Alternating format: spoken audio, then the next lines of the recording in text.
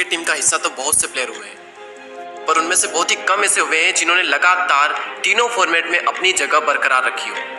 विराट कोहली के अलावा रोहित शर्मा और MS धोनी ही है जिन्होंने लगातार अपनी जगह टीम में बनाए रखी।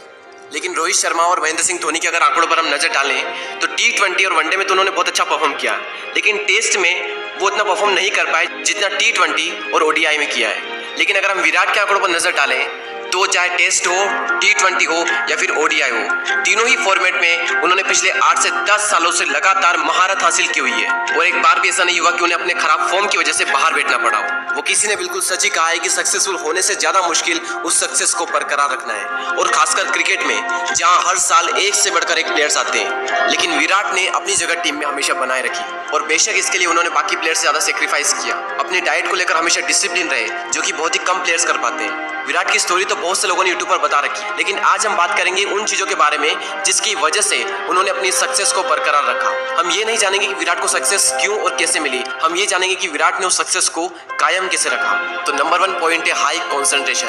टीवी पर मैच देखते देखते ये बोलना कि इसे तो खेलना नहीं आता, इसकी वजह से ये मैच हारे, ये बोलना बहुत आसान है। लेकिन आपको जानकर हैरानी होगी, जब कोई फास्ट बॉलर बैट्समैन को बॉल डालता है तब बैट्समैन के पास में सिर्फ 0.45 सेकंड होते हैं रिएक्ट करने के लिए, और इन्हीं 0.45 सेकंड में ये समझना होता है कि बॉल कैसे, किधर और कितनी स्पीड से आने वाली है, और इसी बॉल पर शॉट कितनी तेजी से और किस दिशा में खेलना है।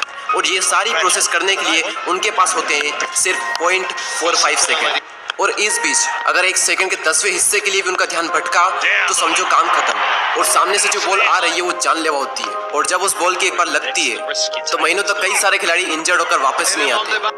इस बात का अंदाजा इसी बात से लगाया जा सकता है कि जब दिसंबर जनवरी में इंडिया और ऑस्ट्रेलिया की टेस्ट सीरीज चल रही थी, तब पहले ही मैच में जब इंडिया 36 पर ऑल आउट हुआ था, उस वक्त मोहम्मद शमी को पैट कमिंस की एक जोरदार बाउंसर आई थी बहुत स्पीड से, और सीधे मोहम्मद शमी के हाथ की हड्डी पर लगी, और उसके बाद मोहम्मद शमी 3 से 4 महीने के लिए टीम से बाहर रहे। ना तो वो आगे के टेस्ट मैच खेल पाए और ना ही इंडिया वर्सेस इंग्लैंड की सीरीज में हिस्सा ले पाए, और उसी सीरीज में जडेजा को भी अंगूठे पर चोट लगी थी, और वो भी सीधे IPL में दिखे उस सीरीज के बाद में। और अब तो आप समझ चुके होंगे कि कितना कॉन्सेंट्रेशन चाहिए होता है क्रिकेट में बैटिंग करते वक्त, और वो भी तब जब सामने से सीजन बॉल आ रही हो, जिसकी जब लगती है तो कई सारे प्लेयर 3-4 महीनों के लिए टीम से बाहर हो जाते हैं। अब सवाल ये आता है कि कॉन्सेंट्रेशन कैसे बढ़ाएं।